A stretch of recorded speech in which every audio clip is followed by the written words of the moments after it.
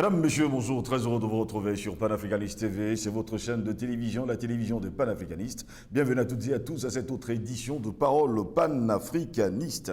Guinée équatoriale, expulsion de Camerounais, l'échec de la coopération sous-régionale, nous nous interrogeons ce matin. Depuis le 20 octobre dernier, les arrestations, détentions et expulsions des Camerounais ont repris en Guinée équatoriale.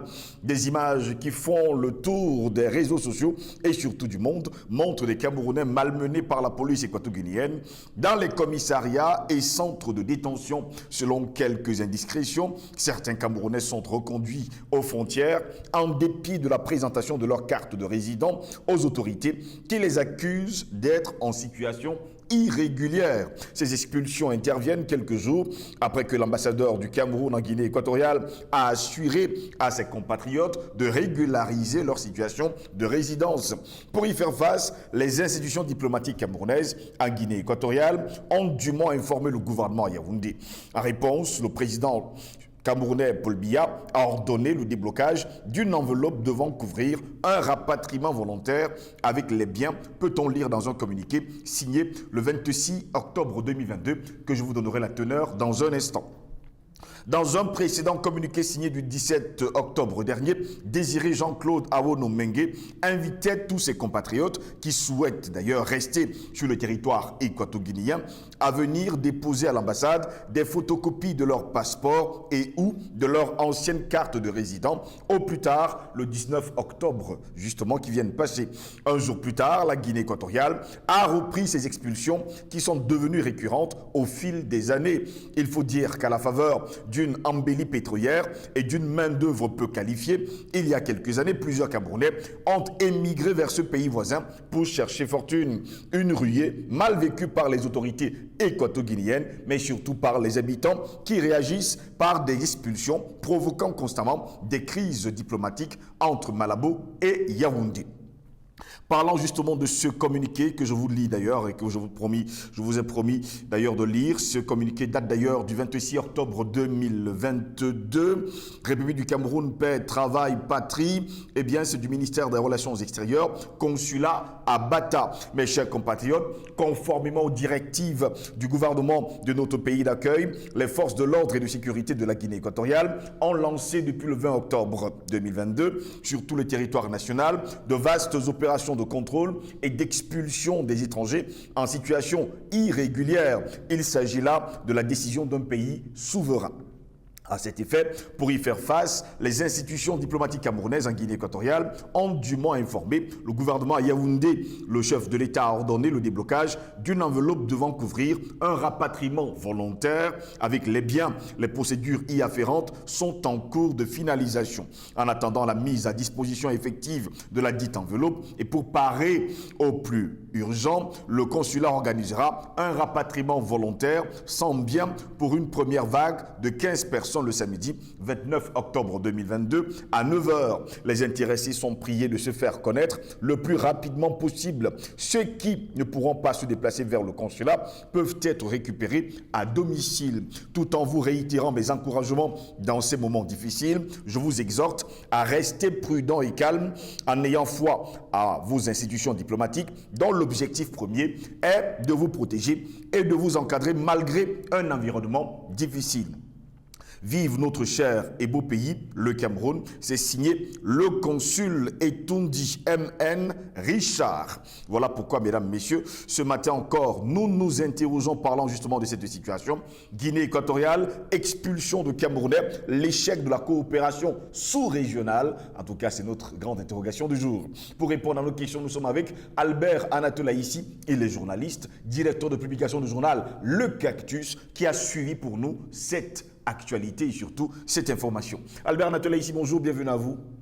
Bonjour à vous, Steve Jelongos. Je dis bonjour à vos techniciens. Je dis bonjour à vos millions de téléspectatrices et de téléspectateurs qui nous suivent dans les diverses plateformes où nous pouvons être visibles, en tout cas en ce moment, en attendant que nous soyons encore plus visibles dans d'autres espaces, s'il me plaît à Dieu, dans quelques jours, dans quelques semaines, voire peut-être quelques mois, j'en sais rien du tout. Comme je l'ai dit, je voudrais saluer le peuple tchadien qui a également maille à partir avec l'oligarchie criminelle actuellement aux affaires, qui est en train de le mater, de le tuer, de le trucider carrément, de justement violer toutes ces libertés fondamentales qui sont portées par le pays de lumière, dirigé par Jupiter, qui est le parent de ceux, n'est-ce pas, de ces criminels qui est au pouvoir du côté de N'Djamena. Comme je l'ai dit, mon cours de gosse ce matin, ça va être un peu, on va détailler un peu l'atmosphère. Mais bien que ce soit très sérieux, la problématique que je vais évoquer, Steve Gislangos, ça fait plus de 20 ans. Plus de 20 ans que la MONUSCO se trouve du côté de la République démocratique du Congo. Pour faire quoi? Pour ramener la paix de ce côté-là entre les groupes armés et les pouvoirs, je veux dire les forces loyalistes. 20 ans plus tard, plus de 20 ans plus tard, vous avez plus de 30 000 personnes mobilisées. Je dis 30 000 justement éléments des forces de maintien de la paix, de l'ONU, de la MONUSCO qui sont là-bas. Nous sommes en 2022. En 2022, le pays est en passe de devenir un no man's land du fait du M23, oui, qui est cette force qui a pour base arrière apparemment le Rwanda. Il y a quelques jours, je crois que nous en avons parlé sur ce plateau et ça s'est répété, c'est la raison pour laquelle je reviens sur cette problématique, c'était l'actualité là. On nous fait comprendre que, quand on dit on, je parle d'Antonio Guterres qui nous fait comprendre que la MONUSCO n'a pas les mêmes moyens militaires que les forces de M23. C'est-à-dire la MONUSCO n'a pas d'armes. N'a pas d'armes stratégiques pour lutter, pour faire face à l'invasion du M23. En d'autres termes, la MONUSCO n'a que des pistolets, certainement quelques Kalachnikov, quelques blindés, peut-être, qui servent non pas à repousser la menace, mais à transporter les matières premières de ce côté-là. Question. Que font ces forces d'occupation sur notre territoire si elles n'ont pas les moyens de leur politique, Merci pour l'invitation. Merci à vous également, Albert Anatola, ici d'être avec nous ce matin. Le sujet qui nous intéresse, Guinée équatoriale, expulsion de Camerounais, l'échec de la coopération sous-régionale. Qu'est-ce qui se passe du côté de la Guinée équatoriale, Albert Anatola, ici? Parce que nous sommes là, on va le dire comme ça, au énième, on va le dire ainsi, expulsions venant justement de la Guinée équatoriale et surtout expulsion de Camerounais, de Gabonais, de Maliens, etc. Ce qui se passe, vous l'avez lu dans le communiqué du consul du Cameroun à Bata, en Guinée équatoriale. Et c'est parce que depuis le 20 octobre dernier, les autorités équato-guinéennes se sont engagées dans une campagne de dératisation, c'est le cas de le dire, parce que le mot n'est même pas assez fort. Ils sont engagés dans une campagne de dératisation des étrangers du côté de la Guinée équatoriale, au motif que ceux-ci, un peu, ils ont pris le narratif de l'Hexagone qui voudrait faire comprendre aux Français que c'est l'immigration qui est responsable de l'insécurité. Donc, on motive justement que ce sont les étrangers qui sont émigrés du côté de la Guinée équatoriale qui sont responsables de l'insécurité qui est là-bas, certainement également qui sont la menace des coups d'État permanents qui menacent ce pays. Conséquence logique des choses, vous avez donc des arrestations arbitraires, des détentions arbitraires avec voie de fait sur des personnes vulnérables, sans défense, même en situation régulière, vous l'avez d'ailleurs dit dans votre chapeau, c'est-à-dire même en situation régulière, on vous met au cachot, on vous donne des coups de crosse, de fusil, quelquefois des coups de botte, vous vous retrouvez à l'hôpital, ils s'en foutent. Voilà la situation qui fait. Certains sont traînés jusqu'à la frontière. Pour les plus chanceux. Pour les chanceux, ils sont traînés à la frontière. Pour les moins chanceux, ils sont brutalisés, jetés comme des bagages dans des cellules sans eau ni nourriture, quelquefois à l'insu des autorités diplomatiques des différents pays représentés du côté de la Guinée équatoriale, quelquefois à l'insu de leur famille, quelquefois, quand ils sont encore moins chanceux, ils se trouvent à l'hôpital et au fait de personnes. Voilà la situation. Il n'y a pas que des Camerounais, bien que les Équato-Guinéens doivent avoir certainement une dent très dure contre les Camerounais. Parce que il y a plusieurs, quand je dis étrangers, vous avez des Béninois qui ont également subi le même sort. Vous avez des Soudanais, il y a plusieurs nationalités, plusieurs ressortissants de différentes nationalités qui sont retrouvés dans cette situation. Mais particulièrement avec le Cameroun, les ressortissants camerounais ont été brutalement, alors très brutalement expulsés de ce pays-là. Donc, ce qui nous amène à questionner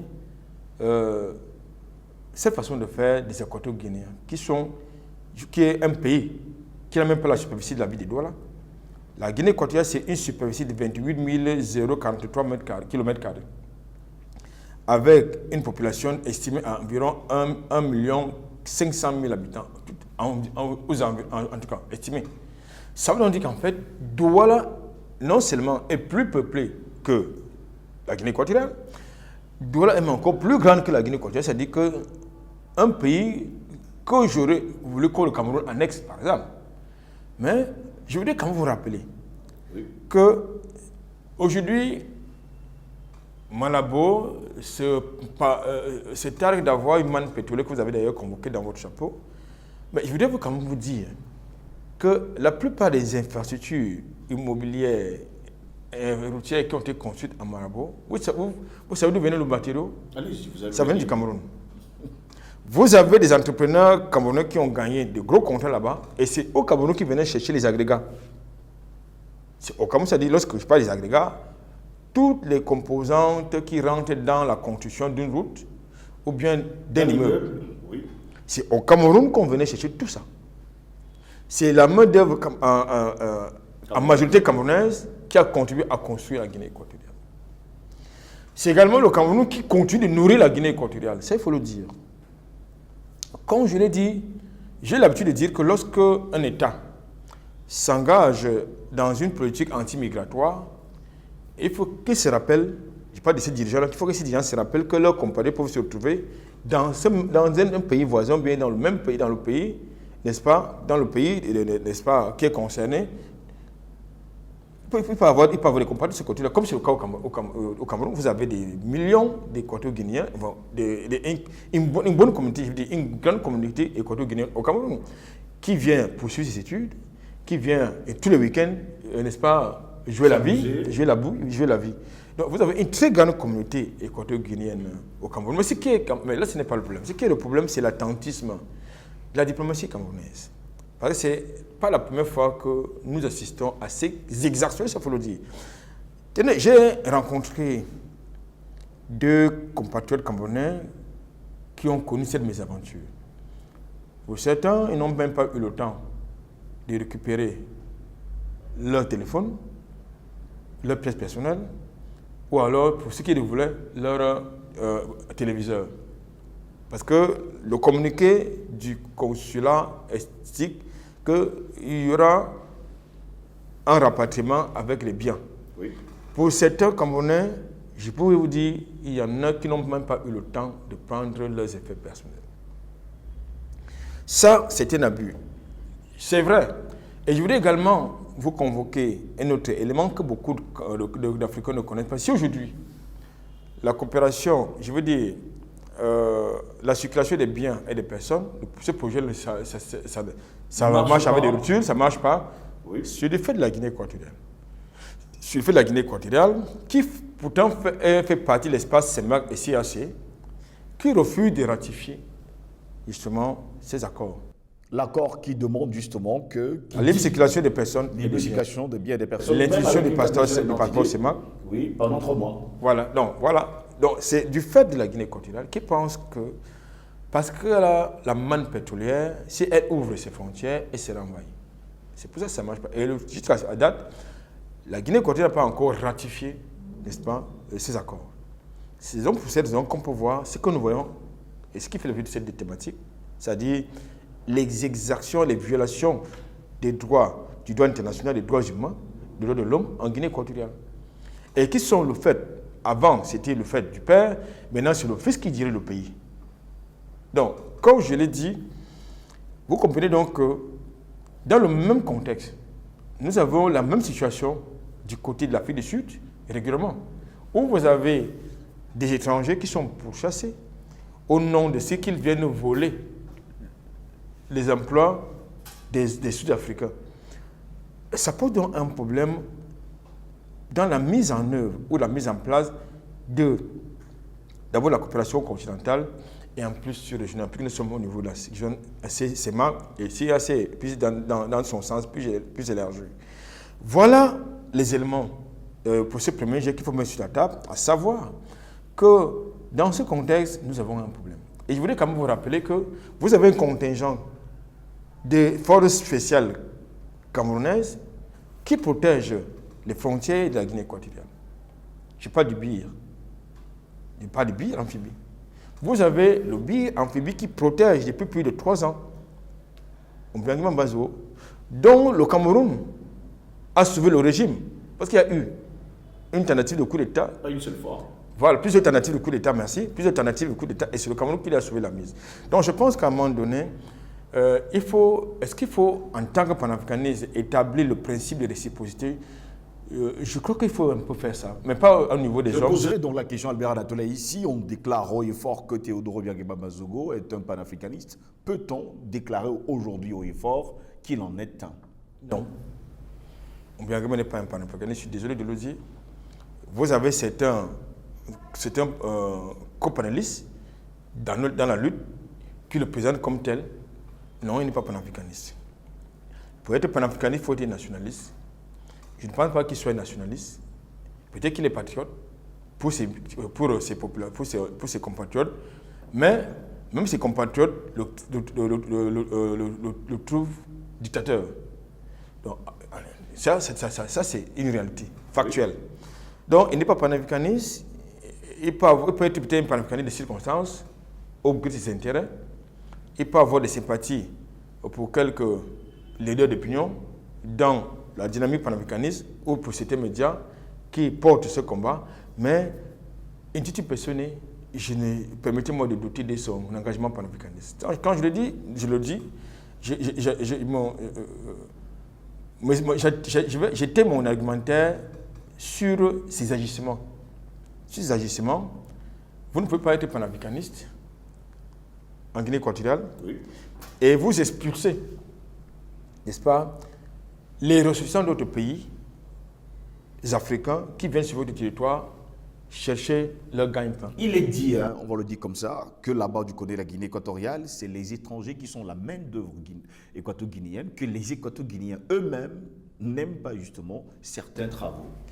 Non, disons qu'il y a certains travaux qu'ils font, d'autres qui préfèrent laisser aux étrangers, qui détestent. Je vous raconte une anecdote. Tout à l'heure, je vous ai dit que j'ai rencontré 2 ressortissants qui sortaient de la Guinée équatoriale. Je vous ai donné le témoignage du premier ressortissant. Le second, il se retrouve dans un débit de boisson. Oui. Il est assis avec quelques amis équato-guinéens et ressortissants camerounais et d'autres pays africains. Il y a donc 3 policiers équato-guinéens qui débarquent là pour prendre un pot. Il y a donc un policier qui oublie son téléphone.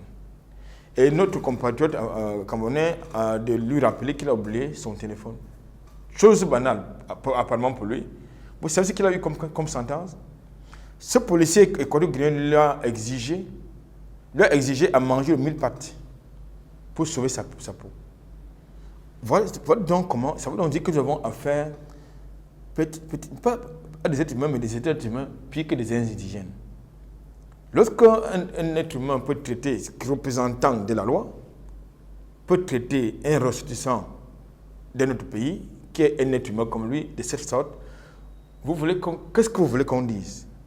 Il y a tout simplement en place une politique de xénophobie contre les étrangers, et plus particulièrement contre d'abord les Tchadiens, qui sont d'ailleurs personnes non gratées de ce côté, vous connaissez les raisons, les Soudanais qui sont personnes non gratées de ce côté, parce que paraît-il, lors des dernières tentatives de coup d'État, c'était des Tchadiens et des Soudanais qui faisaient partie du commando. Bon, et davantage avec les soutiens camerounais, parce que les Camerounais sont très dynamiques, très travailleurs, voilà, donc, très ingénieux. Donc ça leur pose un problème. Là-bas, avec les Camerounais, il suffit que si un policier équato-guinéen fait la cour à un Camerounais qui refuse de ses avances, ça devient un poème. Ça devient un poème d'État.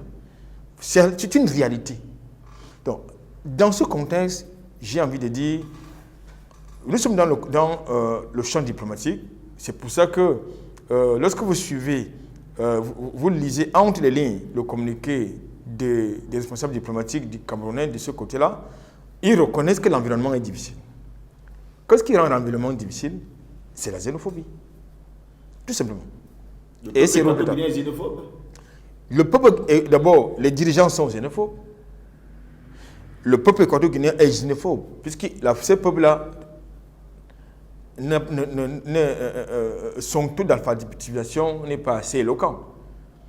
La langue, la preuve, c'est que la langue nationale, d'après ce qu'on dit, c'est l'espagnol, mais c'est le fang qui est la langue nationale de ce côté. Pour ceux qui parlent même l'espagnol, l'anglais, depuis 2017, je pense, le français, c'est un peu très compliqué. Il faut qu'il y ait un peu de niveau peut-être de CM2 chez nous, bien 6e, pour qu'ils puissent au moins s'exprimer dans les langues étrangères, c'est-à-dire l'espagnol, le français ou l'anglais. Mais je peux vous dire que c'est un pays qui a été colonisé bien évidemment par l'Espagne. Donc, vous allez constater que la plupart des produits que vous retrouvez là-bas sont importés d'Espagne. D'autres pays, ou des autres pays de l'espace sous-régional CEMAC. Donc, je pense qu'aujourd'hui, il faut que les autorités équato-guinéennes mettent un peu d'eau dans leur vin. Parce que si nous utilisons, je ne sais pas, des pays frontaliers, en l'état du Cameroun, si nous utilisons les mêmes méthodes, nous fermons nos frontières, je crois que c'est la Guinée équatoriale qui va suffoquer. Et nous en avons les moyens de le faire suffoquer.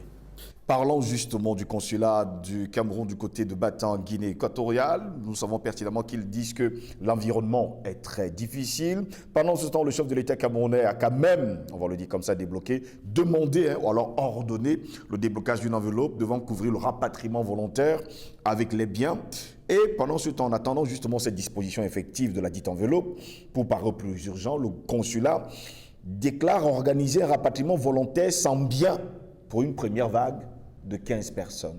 Et cela datait justement, je rappelle que le communiqué datait du 26 octobre dernier.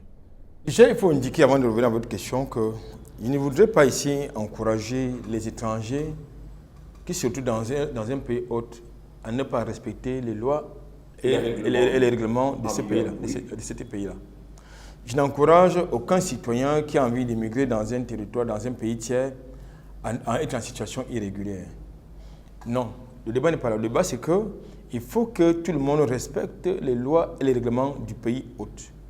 Et je pense que la plupart de nos compatriotes sont en situation régulière. Mais ceux qui sont en situation irrégulière doivent se conformer aux textes en vigueur dans ce pays. Parce que c'est d'abord pour leur protection et pour leur sécurité. Malheureusement, les Bernatela ici sont nombreux d'ailleurs en situation régulière qui ont été expulsés, justement, c'est ce que je disais, je voulais dire que j'ai le sentiment que les autorités équato-guinéennes ont un problème assez particulier avec des Camerounais. Donc, je pense que peut-être que le problème se trouve ailleurs.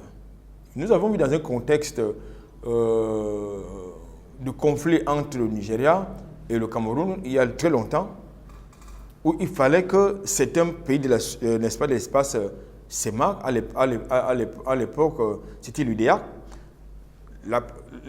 La Guinée équatoriale a pu faire cause pour le Nigeria, lorsqu'il fallait véritablement se prononcer sur cette question. Donc, ça ne date pas d'aujourd'hui. Maintenant, pour revenir à votre question, je pense que le gouvernement camerounais a débloqué un peu plus de 140 millions de francs CFA, puisque les rapatriements avec bien sont effectifs depuis hier lundi. J'ai vu que j'ai suivi l'actualité dans ce sens. Vous avez une première vague qui a atterri hier à l'aéroport international de Douala, au travers, n'est-ce pas, des moyens aériens camerounais, notamment l'aviation civile. Vous avez une première vague qui a atterri avec, vous avez des enfants, des femmes, tout ça, qui a atterri. Et à l'arrivée, vous avez une prise en charge sanitaire. Il y a une enveloppe de 50 000 qui est remise à chaque compatriote pour voir, soit à lancer une petite activité dans l'urgence, soit pour chercher où chercher un abri, un logement, voilà. Donc, je pense que c'est désormais effectif. Mais ce qui est davantage, ce qui m'intéresse, et ce que je pourrais exiger de la diplomatie camerounaise, c'est, nous sommes peut-être dans la diplomatie. Mais la diplomatie, c'est canon, c'est vrai, tout doit se résoudre par les canaux diplomatiques. Mais lorsqu'une situation devient récurrente, il faut questionner les causes. Éventuellement, tirer les conséquences et surtout prendre les décisions qui s'imposent. Ce n'est pas la première fois que nous sommes dans une sorte de bras de fer diplomatique avec la Guinée équatoriale. Chaque fois, ça a été cela, mais j'ai rarement vu les autorités diplomatiques camerounaises convoquer soit l'ambassadeur de la Guinée équatoriale au Cameroun, soit appliquer le principe de réciprocité. Jamais. Donc je crois qu'aujourd'hui, ou bien au contraire, je n'ai pas envie d'engager les compatriotes camerounais dans une chasse à l'homme contre nos voisins équatoriaux-guinéens qui sont très belliqueux, il faut le dire. Hein. Ils sont très belliqueux. Moi, j'ai eu à voir des camarades de classe équatoriaux-guinéens lorsque j'étais encore sur les bancs. Ils sont très belliqueux. Ils ont leur façon de raisonner, de réfléchir. Mais je pense que ça devient un problème avec la Guinée équatoriale. Ça devient un très gros problème avec la Guinée équatoriale. Donc je pense que si la Guinée équatoriale veut rester dans son univers, à elle, il serait également logique qu'on lui ferme en retour les frontières. Et qu'on demande à nos compatriotes, même s'il s'agit des rapatriements volontaires, mais qu'on exige même les rapatriements, je veux dire, coercitifs. Parce que si vous avez un compatriote qui décède de ce côté-là, on aura l'impression que le gouvernement camerounais ne protège pas ses ressortissants qui sont en territoire étranger. Nous avons des compatriotes qui vivent l'enfer au Moyen-Orient, au Proche-Orient, dans les pays du Golfe, d'une manière générale. Vous avez nos compatriotes qui sont bloqués en Ukraine. Nous avons évoqué ce sujet il y a quelques jours sur ce même plateau. Donc je pense qu'il faut que nos autorités diplomatiques prennent leurs responsabilités. Albert Natola, ici pour sortir de cette entretien en quelques secondes d'ailleurs, alors que les panafricanistes et presque la majeure partie des Africains pensent à l'unité africaine, est-ce que, parlant de la CEMAC, c'est un échec de la coopération régionale? Échec de la coopération régionale, sous-régionale, autant pour moi, oui, je crois qu'il s'agit d'un grain de sable qui entraîne derrière la machine. Lorsqu'on regarde ces événements qui ne se passent du côté de la Guinée équatoriale. Avec ce genre d'attitude, est-ce qu'on peut arriver à l'unité de l'Afrique? Je ne pense pas. C'était le souhait, le rêve de nos dévanciers. Je parle de Kwame Nkrumah et les autres. C'était le rêve justement de ce qu'il a appelé l'unité continentale de l'Afrique.